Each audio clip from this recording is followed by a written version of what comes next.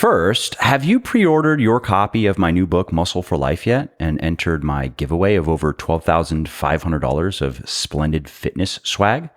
What? Why the devil not? Do you hate fun?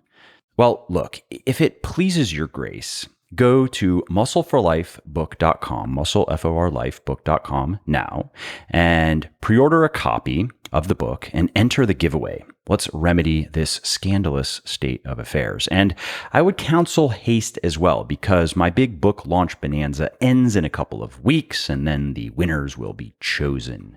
So anyways, let's shift gears quickly and talk about tracking body weight, which is more fiddly than people realize. Because one of the easiest ways to drive yourself to distraction in your fitness journey is to obsess over daily shifts in your weight, which often have nothing to do with gaining or losing fat or muscle.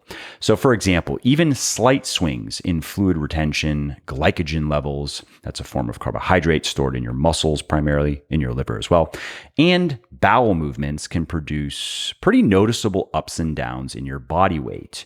And so a much better way to measure and to track body weight is to look at longer range averages. Those are less erratic, and those better register the stuff that we actually care about, which is fat and muscle. Now, if over the course of weeks and months, the averages are moving down, then you are clearly losing weight. If they are moving up, you are clearly gaining weight. And so here's a simple procedure. Weigh yourself every 1 to 3 days, first thing in the morning, naked, after the bathroom, and before eating or drinking anything, and then record those numbers somewhere accessible like an Excel file or a Google Sheet or the Notepad app in your phone. And if you want to take it even further, some people like to graph the numbers in a spreadsheet. And then every couple of weeks, every 10 to 14 days, add your weigh-ins together and then divide the sum by the number of weigh-ins to get your average daily weight for that period, and then record that as well. And so here's how this might look for somebody who's cutting. Let's say on Monday, they weigh 163 pounds, on Thursday, 164, on Sunday, 162, on Wednesday, 161, on Saturday, 161, on Tuesday, 160. So the average daily weight is 162 pounds. We add up all of those weigh-ins, 808 pounds, we divide by 6, the number of weigh-ins for 162. And then repeat that process, and let's say the average is 161. Great. If they're cutting, that is a good sign. If it is 163, that is not necessarily a bad sign. It depends what is happening in the mirror, what is happening with their body composition. But if after several rounds of 6 weigh-ins, the weight is going up and the waist is getting bigger, for example, body composition is not getting leaner in the mirror, then that just means they have to make some adjustments. So that's a simple process. It's a clean process. And if you want more of my wisdom on how to measure and how to improve your body composition, pick up a copy of my new book, Muscle for Life, today. Go over to muscleforlifebook.com and pre-order your copy. It comes out on January 11th, and then enter the giveaway. Instructions are on the page, and you can win all kinds of glorious fitness goodies. Again, I'm giving away over $12,500 of stuff. So go check it out, muscleforlifebook.com. Hello and welcome to Muscle for Life. I'm Mike Matthews. Thank you for joining me today. And if you haven't already, please do take a moment to subscribe to the show in whatever app you're listening to me in so you don't miss any new episodes. And it helps me by boosting the ranking of the show in the various charts. So today's episode is going to be me answering a question that I have gotten fairly often over the last year or so, and I'm finally getting around to publicly answering it, and that is, are peptides effective and safe? And really what people are asking is, are peptides an effective and safe alternative to anabolic steroids? Can you take these compounds, these peptides, and gain muscle and lose fat and stay leaner without any negative side effects? Similar to testosterone, the question I get about testosterone, which I recently answered on the podcast. Again, people are looking for, in that case, what is promoted as a natural supplement that is as effective as anabolic steroids without the unwanted side effects. And so peptides are in a similar vein in terms of the the question that is being asked. And so in this podcast, I'm going to share a succinct-ish answer to that question. Of course, we will start with what peptides are and how they work in the body, and then we'll go over some of the research on these substances and my bottom line conclusion and recommendation. Okie dokie. So what are peptides? Let's start there. Well, the term peptide refers to any molecule that consists of between 2 and 50 amino acids that are linked in a chain by what are called peptide bonds, a certain type of chemical bond. And these substances are found naturally in the body. They are in animal and plant-based protein sources like meat, fish, dairy, eggs, milk, soy, oats, pulses, and lentils. But they can also be synthesized artificially in a lab. Now, when people refer to peptides in the context of bodybuilding, they're talking about an injectable or a powdered type of peptide that's used to stimulate human growth hormone, so HGH. And these substances that can stimulate the secretion of other substances are known as secretagogues. And in the case of growth hormone secretagogues. So again, when bodybuilders or when people who are concerned about body composition, improving body composition, are talking about peptides, they are talking about these specific types of peptides that are growth hormone secretagogues.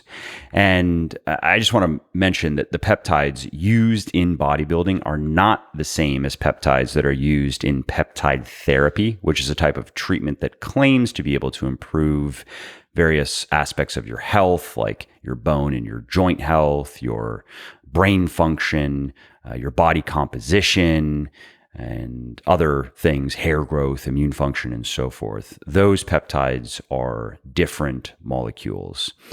So why are peptides popular among bodybuilders? Well, to answer that question, you have to look at why growth hormone is useful to bodybuilders, because you can get growth hormone and just inject that directly, or you can get peptides, which then stimulate your body's production of growth hormone.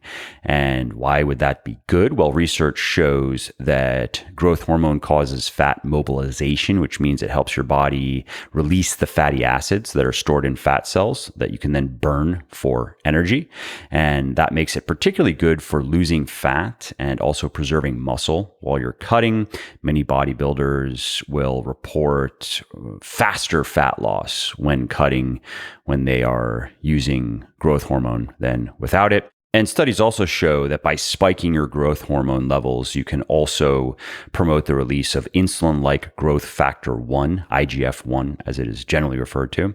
And that can stimulate muscle growth, and it can also indirectly promote fat mobilization. So growth hormone delivers a pretty good 1-2 punch, particularly on the fat mobilization front, less so on the muscle building front.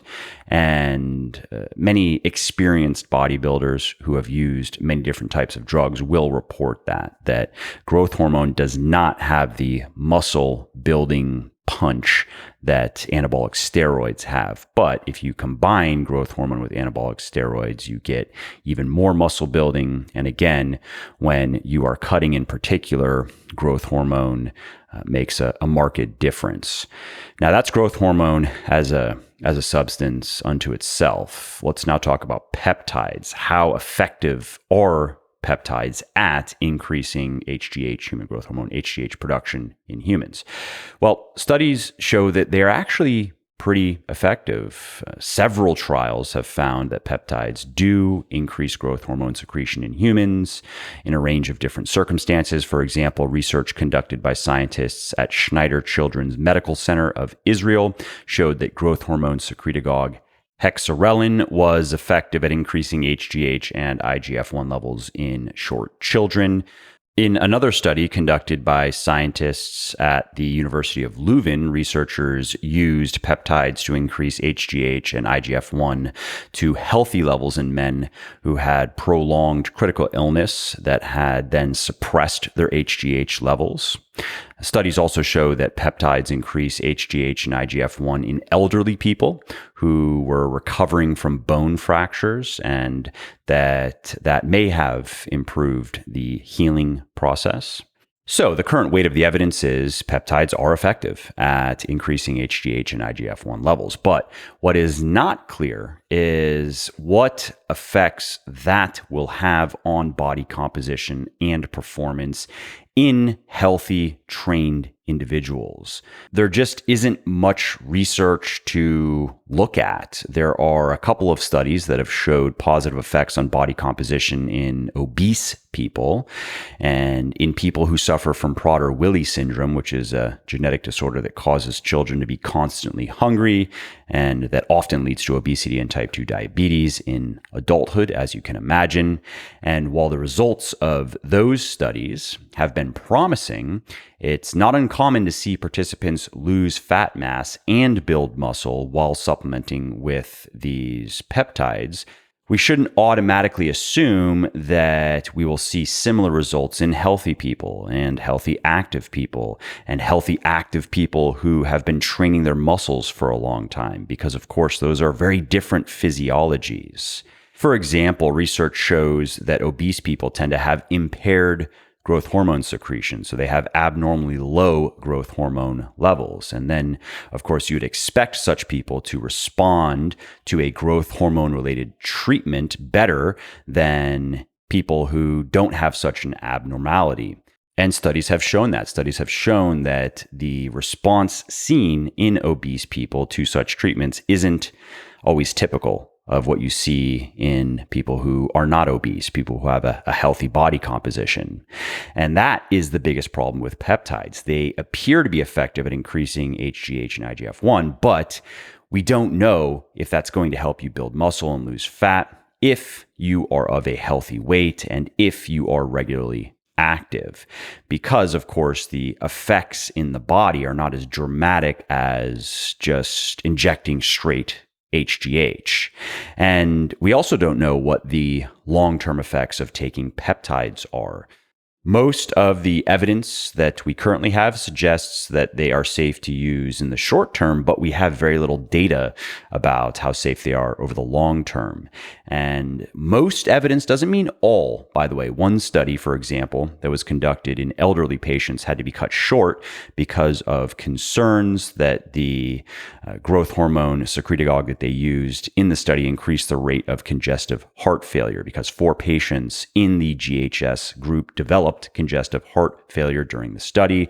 Now, of course, they don't know if that was a correlation or a causation. Were those people going to develop that condition regardless, or was it caused or precipitated by the GHS? They didn't know, but of course they had to end the study at that point because there was now evidence that they might be harming these people. So to circle back to the question that I am often asked, and that is, are peptides effective and safe? And by effective, what people mean is, are they going to help me build muscle? Are they going to help me lose fat? Are they going to help me retain muscle and stay lean and so on? Body comp benefits specifically. And then safe, of course, is, are they without side effects? And the short and simple is, there's no question that peptides are very effective at increasing HGH and IGF-1 levels in people with abnormally low levels of HGH, and they probably have similar effects in healthy people as well. The effects probably aren't as dramatic and will almost certainly not be as dramatic as injecting straight HGH, bypassing your body's natural production, which peptides do not. Again, they stimulate natural production. So then, of course, the peptides are still subject to some of your body's inbuilt mechanisms to regulate HGH production, to prevent it from spiking too high. Whereas injecting straight HGH, again, you bypass all of that and you spike your HGH levels as high as you want. And so that is some commentary on mechanistic efficacy of peptides. Now, if we shift to bottom line results, body comp, we just don't know. And by we, I mean evidence-based folk. If we look to the scientific literature, there aren't clear studies we can point to that show in healthy, active, resistance-trained individuals, the use of one GHS or another clearly boosts muscle building, clearly boosts fat loss, clearly boosts weight maintenance, and so on. But if we look to the literature on HGH itself, and if we look to the anecdotal evidence of HGH, of which there are decades of reports now from bodybuilders who have used HGH and many other drugs, and in many cases, these bodybuilders were very informed about the drugs they were using and very meticulous in developing their protocols and tracking everything, then I think it's fair to say that HGH can have positive effects on body comp, particularly with fat burning, but less so with muscle building. And as far as muscle building in particular goes, HGH's effects do not compare to anabolic steroids. So if you're thinking that you can use peptides instead of anabolic steroids to get bigger and stronger, you are going to be disappointed, especially if you have used anabolic steroids in the past. And if you are thinking you can use peptides to double the rate of fat loss or even lose fat without having to count calories or really even pay attention to calories, that is a claim that some people make with growth hormone and peptides, that the fat burning effects are so pronounced that you don't even have to be in a calorie deficit or even have to try to be in a calorie deficit. You are just going to get leaner. Then you are also going to be sorely disappointed.